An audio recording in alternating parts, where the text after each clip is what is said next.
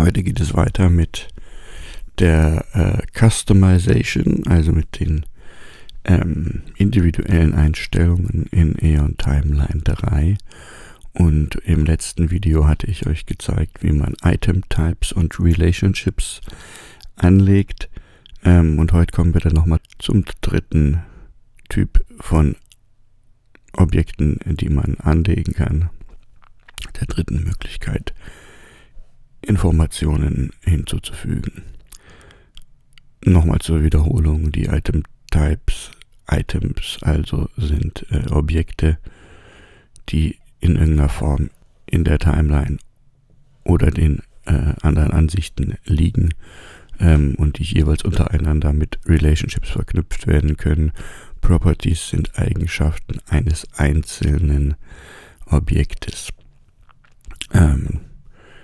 Wenn ich dieses Objekt hier öffne, habe ich rechts im Inspektor einen Punkt für Relationships, wo ich zum Beispiel eine Person hinzufügen kann zu diesem Ereignis. Und ich habe noch einen weiteren Reiter hier, der heißt Properties.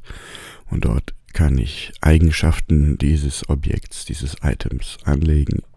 Bislang haben wir keine weiteren Properties in den Einstellungen angelegt. Das heißt, wir haben jetzt einfach nur ein Feld für eine Zusammenfassung, ein Feld für Tags, also Stichwörter.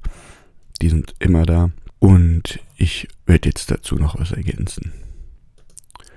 Gehe also hier oben aufs Zahnrad in die Einstellungen, gehe in Data Types. Da kriege ich erstmal diesen kleinen abgespeckten Schirm. Wenn ich jetzt tiefer in die Einstellungen wähle, gehe ich nochmal auf Edit. Da habe ich wieder 3 Reiter. Die ersten beiden habe ich im anderen Video erklärt. Hier ist Properties. Ihr seht, das ist jetzt noch komplett leer. Und ich gehe auf Add. Er nennt das erstmal New Property. Das heißt, ich kann hier erstmal meinen Namen für diese Eigenschaft eingeben. Nennen wir es Perspektive. Gehen wir davon aus, ich möchte in der Lage sein, für jede Szene einzugeben, aus was für einer Perspektive die geschrieben ist. Das Schöne ist, dass ich die Möglichkeit habe, ganz verschiedene Arten von Feldern hier anzulegen. Also das Typische ist wahrscheinlich ein Single-Line-Text, aber ich kann auch ein Multiline-Text wie hier, also ein größeres Textfeld.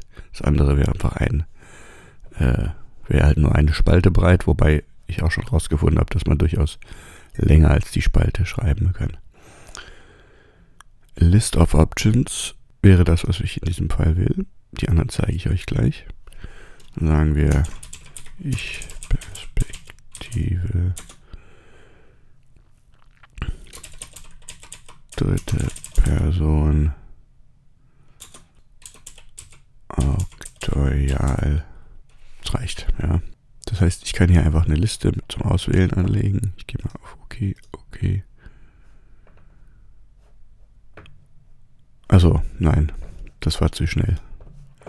Wir wissen ja noch nicht, wo diese Eigenschaft auftauchen soll. Also, Applies to Item Types. Hier habe ich kein Kreuzchen gemacht, deswegen ist hier auch nichts erschienen. Das soll für Events zur Verfügung stehen. Für die anderen, sage ich mal, brauchen wir das nicht. Okay, so. Und jetzt seht ihr, unter der Properties ist neu aufgetaucht meine Perspektive. Kann ich einfach öffnen und auswählen. Ich zeige euch die anderen Sachen, die anderen Möglichkeiten auch noch. Ja.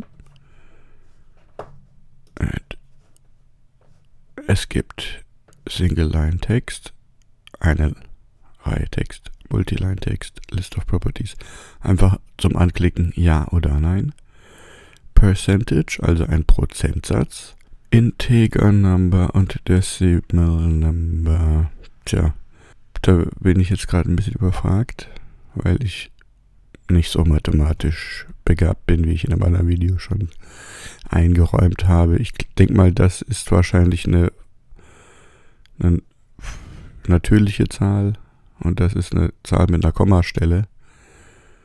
Wenn ihr das so genau wissen müsst, dann wisst ihr wahrscheinlich auch, was es bedeutet. Und normale Menschen werden einfach eins von beiden wählen und eine Zahl reintippen oder recherchieren. Auf jeden Fall könnt ihr hier eine Zahl angeben, wenn ihr beispielsweise, ja, zum Beispiel jemand, der so ein bisschen vom Rollenspiel herkommt, ja, und vielleicht seinen Charakteren Attribute gibt, die er mit so einem Bonus vielleicht bezeichnet, ja.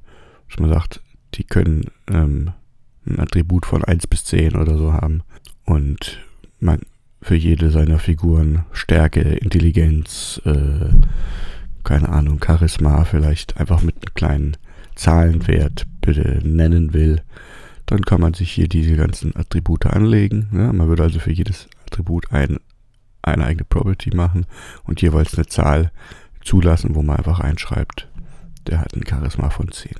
Currency ist Geld. Das heißt, ihr seht, dass hier wirklich nochmal eine ganz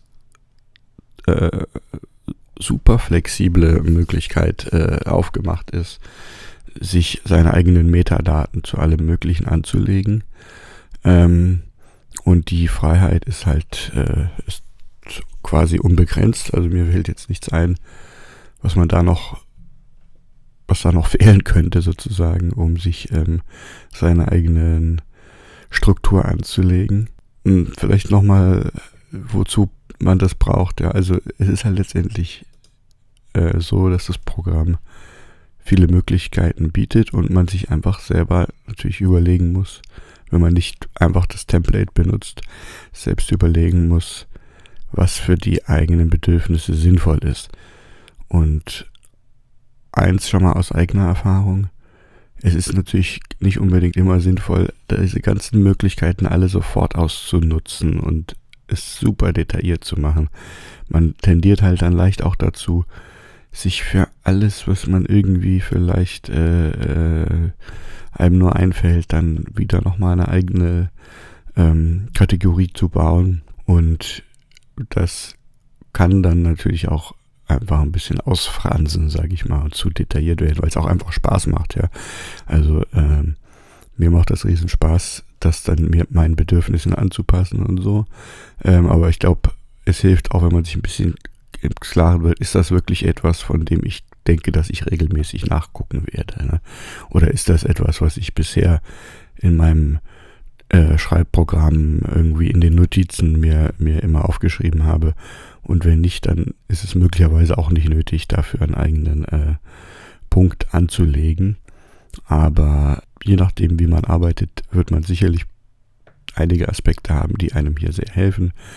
Und bei den meisten Dingen ist es im Prinzip möglich, das auf zwei Weisen zu machen. Entweder über Relationships oder über Properties. Also wenn ich mir jetzt überlege, ich möchte gerne bestimmte Story-Elemente den Szenen zuordnen, dann kann ich ja einerseits sagen, ich lege mir hier einen Item-Type für Story-Elemente an. Ja, dass ich also sage, es gibt hier Story-Elemente und da drin gibt es Einführung, Exposition, Klimax, Auflösung oder sowas. Ja, und dass ich dann, wenn ich hier wenn ich jetzt in meiner Timeline dann Ereignisse habe, dass ich dieses Ereignis mit dem Objekt sozusagen der Einführung verknüpfe und alle Objekte, die zur Einführung gehören, sind mit dem Typ Einführung oder mit dem Handlungselement Ding verknüpft. Dann kann ich danach natürlich zum Beispiel auch filtern, ja, und könnte mir durch den Filter anzeigen, ja, eben nur diese damit verknüpften Objekte oder Ereignisse.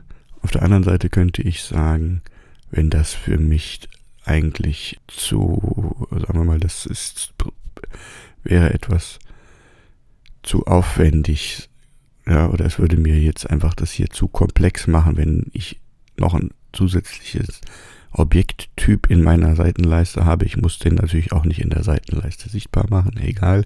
Aber ich finde es zu aufwendig, dass das extra ein Objekttyp wird, der verknüpft wird. Ich werde das nicht in so einem Übersichtsschirm mir anzeigen lassen. Ich will einfach nur die Möglichkeit haben, eine Information zu meinem Ereignis im Inspektor abzurufen. Ja, dann würde ich das eben über die Properties regeln und nicht über dieses System von Verknüpfungen oder Relationships.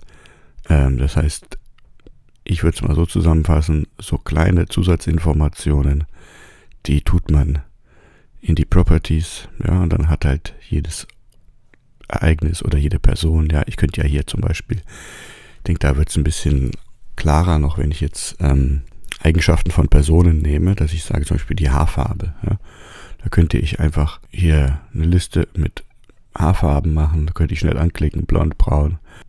Die Haarfarbe ist sinnvoll, einfach beim Person hier in den Eigenschaften zu haben. Und es ist, wenn es nicht eine Riesenrolle in eurem Roman spielt, wahrscheinlich nicht sinnvoll, einen extra Objekttyp Haarfarben anzulegen und dann die Haarfarben sozusagen, so wie ich das jetzt hier mit Person zu Ereignis, ja, aber eine Liste, welche Haarfarbe ist bei welcher Person angeklickt, wird wahrscheinlich das ganze Ding eher unübersichtlich machen. Das heißt, Properties, eher die kleinen Informationen, die ins Eigenschaftsfeld gehören, und für komplexe Sachverhalte lege ich mir einen Itemtyp an und verknüpfe den mit den anderen. So viel zum Thema Properties.